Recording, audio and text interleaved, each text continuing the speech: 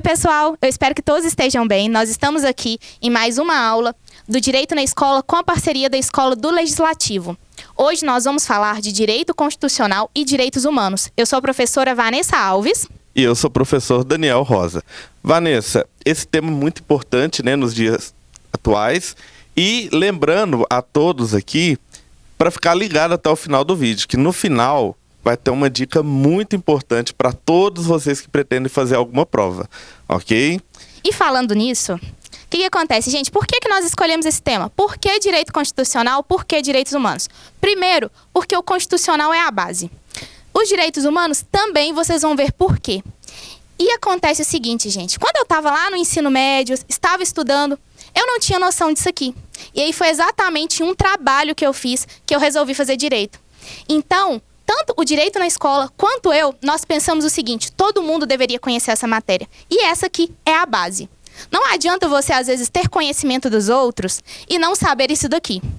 E, como o Daniel falou, fique aí até o final do vídeo, porque quem está fazendo o Enem, quem vai fazer prova de vestibular, gente, tem várias dicas aqui. E se eu fosse vocês, não saia do vídeo. Para começar esse tema muito interessante, muito importante, Vanessa, começa a dizer para nós o que é o direito. O direito, ele é o conjunto de normas que visa o quê? Regular a vida em sociedade. Então é justamente para a gente não sair fazendo o que vem na nossa cabeça sem ter nenhuma consequência. O direito, ele vem para regular as relações entre as pessoas. E aí a gente fala de direito, a gente pensa em lei, a gente pensa em norma. Mas tá, existe diferença entre norma, lei? Tem alguma diferença, Daniel? Parece a mesma coisa, né? Na minha cabeça, sim. Mas não é, gente.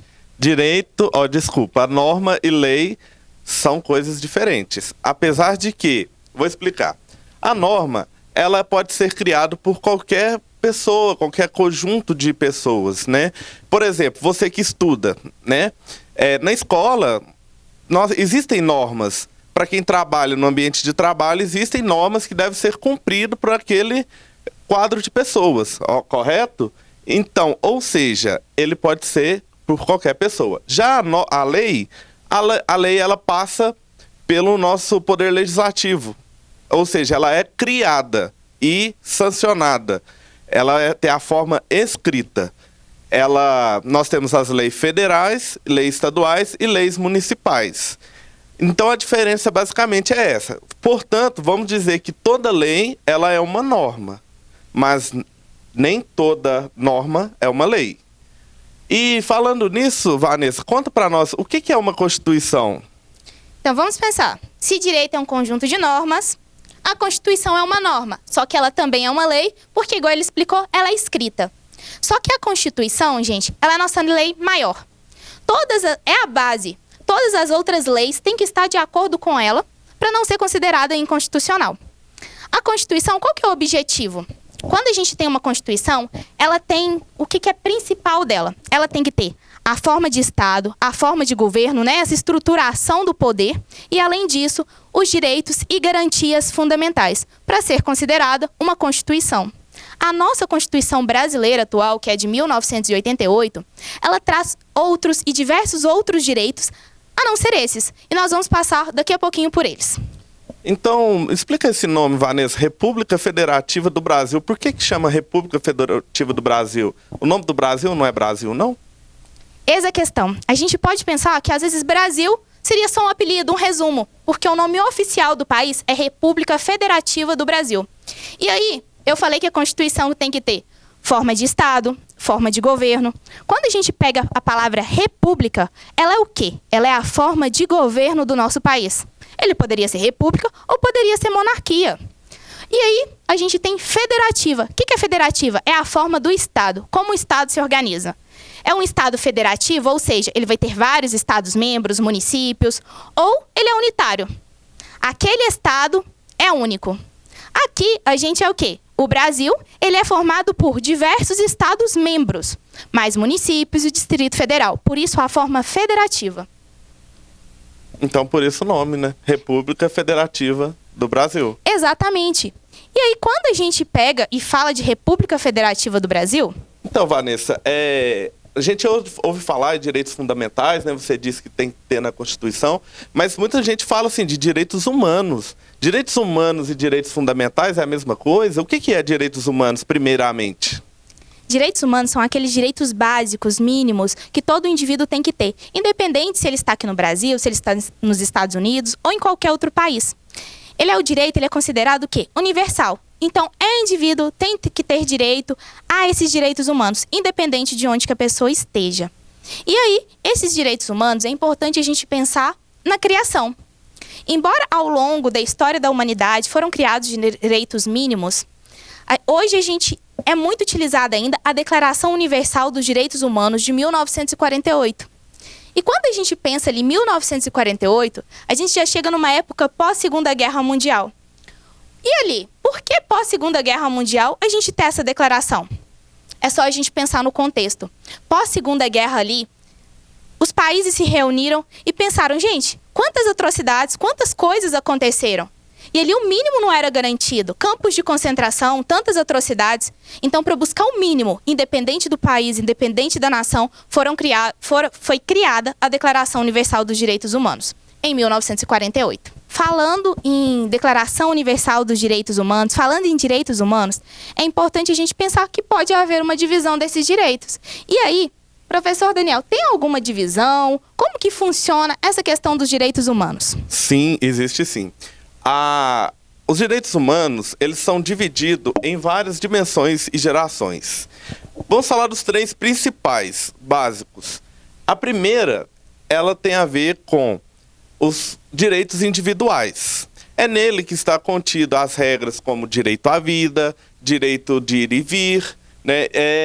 Esses direitos inerentes a cada pessoa. Os direitos de segunda geração são os direitos sociais, né? Nós temos como, por exemplo, direito ao trabalho, direito à saúde, que é para todos, né? Na terceira geração, nós temos os direitos transindividuais. Esses direitos, ele não compete apenas ao governo cuidar deles, compete a todas as pessoas. É aquele direito que vai para toda a sociedade, a todas, né, todos os seres vivos e as suas diversas gerações. Nós temos, por exemplo, a paz, né, a ter ao meio ambiente equilibrado, são um dos direitos transindividuais, ok? Exatamente, até que no exemplo tem a questão da fraternidade. A fraternidade. E, Vanessa, direitos humanos e direitos fundamentais, pelo que eu vi, é a mesma coisa. É isso mesmo? Então, o que a gente tem que observar? Quando a gente falou de direitos humanos, são direitos básicos, direitos mínimos que competem a todas as pessoas. E eu falei que dentro da Constituição a gente tem que ter direitos fundamentais. Então, o que seria a diferença? Quando a gente está tratando de direitos humanos, a gente está tratando de algo universal e internacional. Então, ele vai estar o quê? Em declarações universais, em tratados internacionais. Quando a gente já fala dentro de uma Constituição de um país, a gente está falando de direitos fundamentais. Então, basicamente, Daniel, a diferença é essa.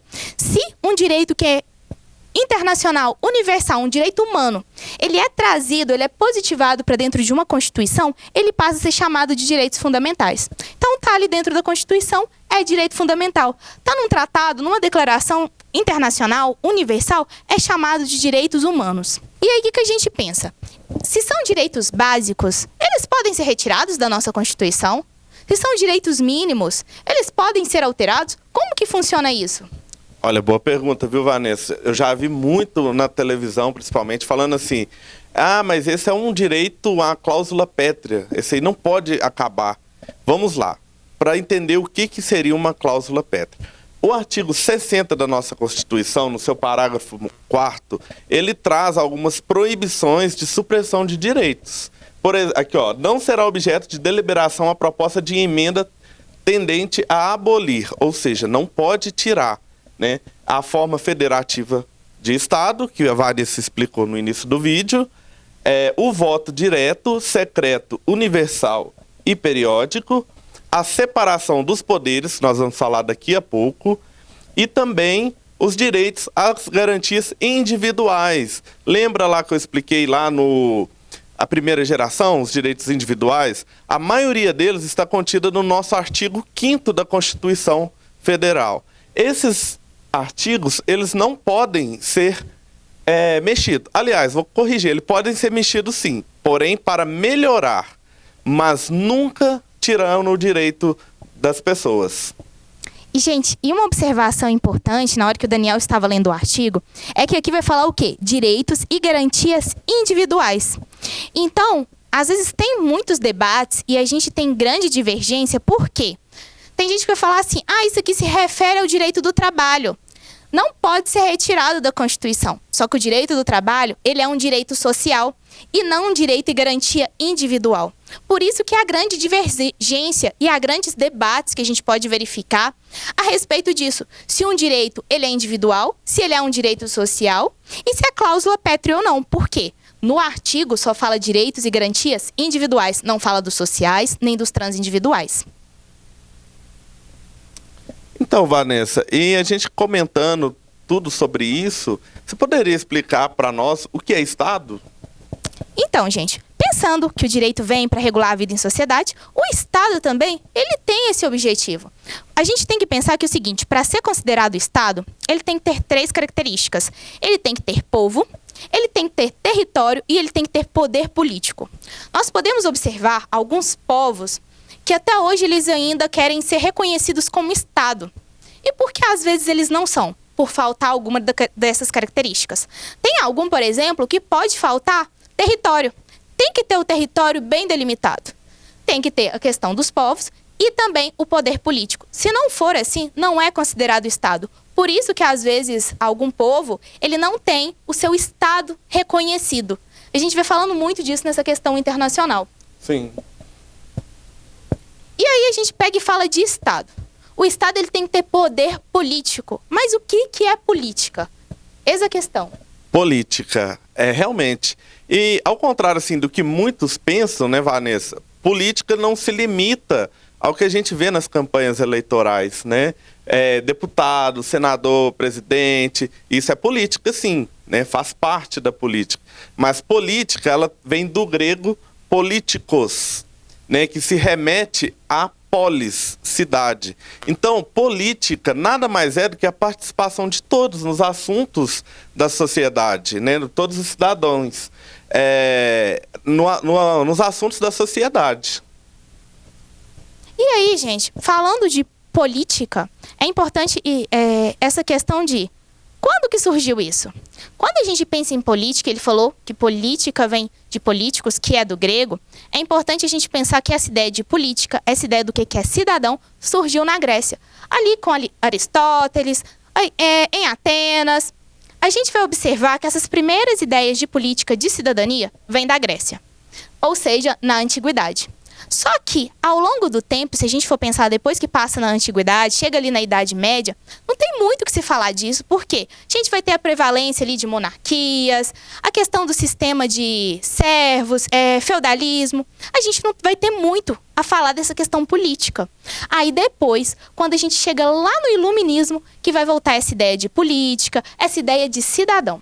Vamos lá, Daniel. E aí a gente pegou e falou de política. Política, a gente deve pensar em poderes. Sim. E quando a gente pensa em poderes, como que funciona esse poder político? Muito bem pensado. Três poderes, como vocês podem ver. A nossa política, hoje, ela é dividida em 3 poderes. Aonde surgiu isso? Surgiu na Antiguidade, na Grécia. Né? A ideia surgiu lá, com Aristóteles. Mas ela foi se consolidar no Iluminismo, através dos pensadores, né? John Locke e Montesquieu. Foram eles que elaboraram essa proposta de 3 poderes, que o poder não poderia ser concentrado apenas a uma pessoa. Uma forma de evitar uma certa tirania até, né? Foi aí que então se chegou ao modelo que nós temos hoje. Ele é dividido em legislativo, executivo e judiciário. E como que funciona? Poder executivo, legislativo, judiciário?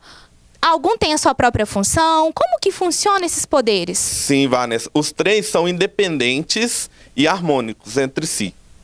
Ou seja, o legislativo ele é representado a nível municipal pelos vereadores. A nível estadual, pelos deputados estaduais. E a federal, pelos deputados federais e senadores. A função deles é elaborar as leis, né, que a gente comentou lá no início, né, que é a positivação das normas.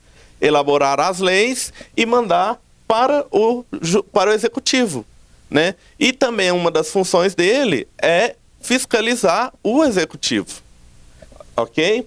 O executivo, por sua vez, nós temos como os representantes na esfera municipal o prefeito, estadual o governador e federal o presidente da República.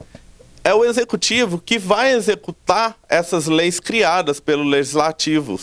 E é ele também, Vanessa, que vai sancionar ou não as leis do legislativo.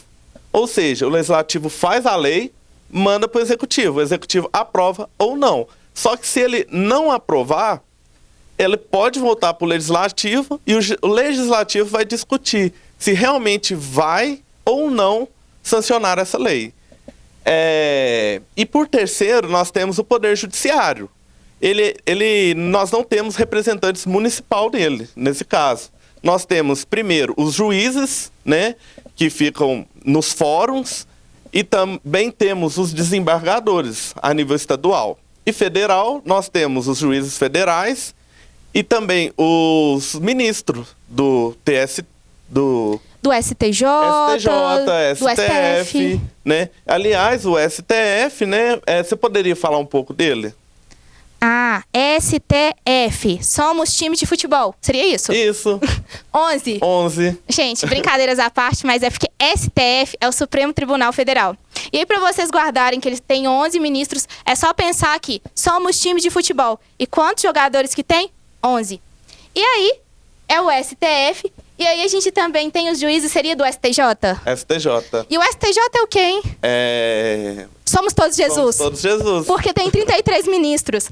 Então, sempre que for pensar aí, agora a partir dessa aula vocês vão lembrar, hein? Que o STF tem 11 ministros porque somos time de futebol. E o STJ tem 33 ministros porque somos todos Jesus, hein? Vocês não vão esquecer essa. Certo. E também, Vanessa, é importante lembrar que é o STF, né, que ele guarda a nossa Constituição. O Somos Todos Jesus. Não, desculpa, gente. É o STF. Eu tô confundindo aqui. Mas então, o STF, ele guarda. É por isso que eles vestem aquelas capas? As capas pretas. Entendi. Isso. As capas é justamente para guardar a Constituição. Brincadeira, gente. Mas a função do STF é guardar. Ele vai observar se chega uma lei, se tem alguma coisa que é determinada pelos outros... dos 3 poderes, ele vai verificar se aquilo dali é constitucional ou se é inconstitucional. Então, isso cabe ao STF. Por isso que quando a gente vê várias notícias dos ministros, principalmente hoje, que a gente vê essa questão do STF, eles vão falar, tal lei é constitucional, tal lei é inconstitucional, pode fazer isso por ser constitucional ou inconstitucional. Por isso, é a importância deste poder na nossa sociedade. Então, você viu, Vanessa, que é um poder para poder controlar o outro e não ficar na mão de uma pessoa apenas. Essa é a importância da divisão dos 3 poderes, gente. Sim, eles são independentes, mas eles têm que ser harmônicos entre si. Então, está sempre um ali fiscalizando, observando o serviço do outro, para ninguém achar que vai mandar no país sozinho. Seria isso? Isso mesmo, justamente. Tô começando a entender, hein? E aí, gente, nós pedimos para todo mundo para ficar até o final, por quê? Quando a gente fala de constitucional, a gente fala de direito humano, e a gente deu nossas dicas aqui, a gente observa o seguinte, que temas de redação do Enem estão diretamente vinculados a esses temas que nós trouxemos aqui hoje. Principalmente porque a gente tem uma redação do Enem e ela não pode ir contra os direitos humanos. Então é importante você aí que vai fazer redação, pegar a Declaração Universal dos Direitos Humanos, lê-la, estudá-la, porque não pode ir contra o que está ali. Além disso, a Constituição, ela traz os mais diversos direitos e é a base para todos. E o que acontece? No Enem, todo mundo que está estudando aí já sabe, você tem que ter um repertório sociocultural. Você tem que citar outras matérias, outras demandas. Eles querem ver o seu conhecimento de mundo. E aí, o que a gente pensa? O Enem vai trazer o quê? Um problema social. E a nossa Constituição, chamada cidadã, ela já traz diversos direitos que buscam o quê? Solucionar os problemas existentes. Então, o que a gente trouxe para vocês? A gente trouxe um caso de uma redação que a pessoa que fez, o que ela fez? Ela citou apenas no repertório a Constituição Federal. E nisso, ela ganhou tanto os 200 pontos no repertório sociocultural, quanto 1.000 pontos na redação do Enem. Então, às vezes as pessoas ficam pensando, o que eu vou colocar no meu repertório? Vai numa matéria, vai em outra. Se às vezes ela poderia apenas o quê? Estudar o básico, que é a nossa Constituição. Além de usá-la para o Enem, ela poderia usar para a vida e deixar aí, às vezes, até as outras pessoas, que uma fica aí querendo passar a perna na outra. Sim. Fica aí, às vezes, eu não fiz isso porque eu não sabia que eu tinha direito. Às vezes você ia deixar de ser passada até para trás, né, Daniel? Sim. E, Vanessa, eu consigo aplicar a Constituição em qualquer redação? Olha, falar em qualquer redação e falar em todas, eu acho que é um pouquinho difícil. Mas pelo menos todas que eu vi até hoje, dava para aplicar a Constituição. Então, seguindo esse panorama, se continuar assim, eu acredito que dá, viu? Olha, bacana. Mas, Vanessa, a Constituição deve ser difícil ser acessada, não? Para todas as pessoas? Como que faz para acessar a Constituição Federal? Gente, então, a Constituição, todo mundo hoje eu acho que tem acesso à internet. Sim. Se colocar no site de busca, temos vários sites, normalmente o pessoal usa o Google, o que vai fazer? Vai colocar ali Constituição Federal e eu aconselho o site do Planalto, porque vai trazer as leis ali todas atualizadas. Coloca Constituição Federal, site do Planalto, acessar, você vai ter acesso ali a todos os direitos que estão elencados na Constituição. Além disso, gente, ainda existe a Constituição em papel, que normalmente você acha em todas as bibliotecas, livrarias e de fácil acesso. Não só a Constituição, mas todas as leis também, né? Se a Com gente certeza. quiser ter algum conhecimento, tá tudo lá. E aproveita que você está aí, já vai pesquisar a Constituição Federal, digita aí também a Declaração Universal dos Direitos Humanos para você já ter conhecimento. Muito obrigado, pessoal, pela vocês terem assistido até aqui. E ter uma ótima tarde, uma ótima noite, dependendo do horário que você estiver assistindo. E até a próxima aula. Gente, até a próxima. Muito obrigada. Temos outros vídeos aí no canal. Assistam todo e nos vemos numa próxima aula. Até mais. Muito obrigada.